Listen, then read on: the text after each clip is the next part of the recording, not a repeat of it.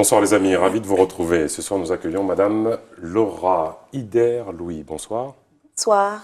Vous êtes chef d'entreprise, mais surtout bénévole IDSR. Qu'est-ce que Oui. c'est? Alors, l'IDSR, c'est un sigle déjà, donc pour être plus précise, intervenant départemental en sécurité routière. Alors, Oui. Donc, c'est un intervenant qui œuvre de façon bénévole pour la préfecture, de façon à parler sécurité routière, sensibilisation des automobilistes ou autres, des usagers de la route. Voilà la fonction première de notre mission. alors, c'est un champ qui vous intéresse parce que vous dirigez une auto-école, mais pourquoi avoir accepté justement de réaliser ces interventions, de vous impliquer dans ce dispositif? Alors, il est vrai que l'IDSR n'est pas réservé aux personnes qui sont dans le métier de la route, puisqu'on trouve tout type d'IDSR. Moi, je baigne dans ce domaine depuis l'enfance, puisque je suis issue d'un père qui était lui-même enseignant de la conduite.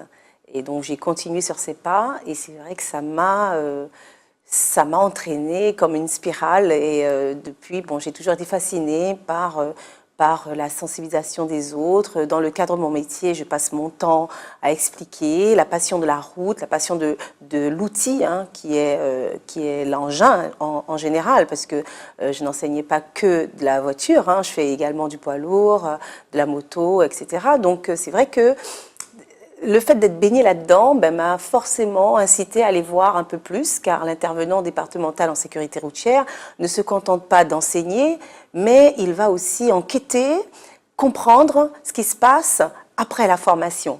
C'est-à-dire que moi, dans mon cadre professionnel, je suis en amont, donc lorsque l'automobiliste n'est pas encore formé, et en tant qu'IDSR, je vois ce qui se passe après la formation, comment l'individu évolue dans sa conduite, quelle devient sa mentalité au fil du temps avec toutes les charges qu'il a personnelles, professionnelles, dans le cadre de sa conduite. Les chiffres des accidents sont élevés ici en Guyane, même s'ils ont tendance à se maintenir dans un contexte où le trafic augmente. Est-ce qu'il n'y a pas peut-être une forme d'échec des auto-écoles? Est-ce que vous formez bien les conducteurs? Alors, former bien, je ne pense pas être à même de dire si je forme bien ou pas, mais nous essayons en tout cas de donner un maximum dans notre pédagogie, dans les choix des parcours que nous utilisons. Nous essayons le plus possible d'amener le chauffeur, tout chauffeur confondu, comme je disais tout à l'heure, de l'emmener vers des capacités de conduite, d'observation, d'analyse les plus complètes possibles. Il faut bien comprendre que l'enseignement de la conduite est limité sur un temps très court. Alors justement, est-ce que ce temps très court, il n'est pas lié aussi au coût de l'obtention du permis?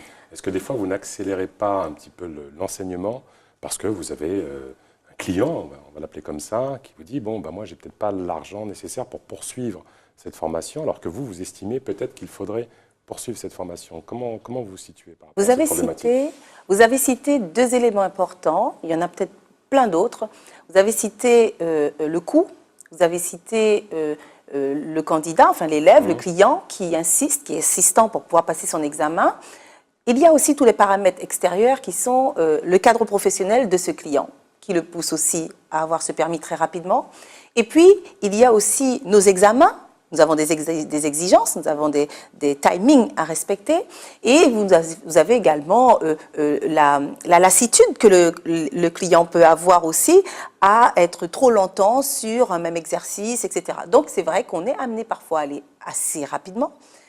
D'abord le coût, mais aussi réglementairement, puisque la réglementation impose aux enseignants de donner un minimum de 20 heures. C'est 20 heures pour tout le monde. Alors, attention, j'ai bien dit un minimum. C'est un minimum de 20 heures. C'est un minimum 20 heures pour tout le monde. Voilà. Alors, pour tout le monde, oui et non. C'est-à-dire que pour toute personne, en tout cas, qui passe un permis pour la première fois, ce sera 20 heures minimum. Mais ce minimum, il a été mis en place après avoir été vraiment travaillé par tous les syndicats des auto-écoles. Il a été mis en place, ce minimum, pour vraiment faire comprendre que la tâche de conduite n'est pas une affaire de cuisine. On est vraiment dans des risques routiers, de décès, etc. Manque de peau, c'est que la clientèle se contente de ce minimum comme on va dire, un niveau normal de formation. Qui est un peu normal. Alors, Compte tenu oui et du non. prix. Alors, oui et non, parce que tout individu n'est pas pareil. Quand je forme une personne qui a 16 ans, et que je forme une personne qui a 25 ans, ou que je forme une personne qui en a 65, ce qui m'arrive encore même plus âgée, excusez-moi, nous n'avons pas les mêmes aptitudes, la même expérience vécue dans notre quotidien, donc forcément, la formation ne peut pas être la même. Alors, oui.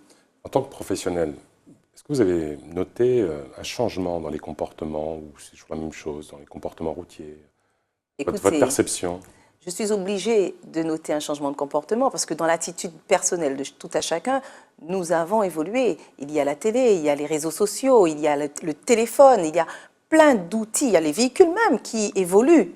Donc plein d'outils sont mis à disposition des automobilistes qui fait qu'automatiquement, ils changent leur perception de vie, tout simplement. Donc oui, même dans mon enseignement, j'ai remarqué que les messages que je voudrais passer, je ne peux plus les passer de la même manière qu'il y a 15 ans.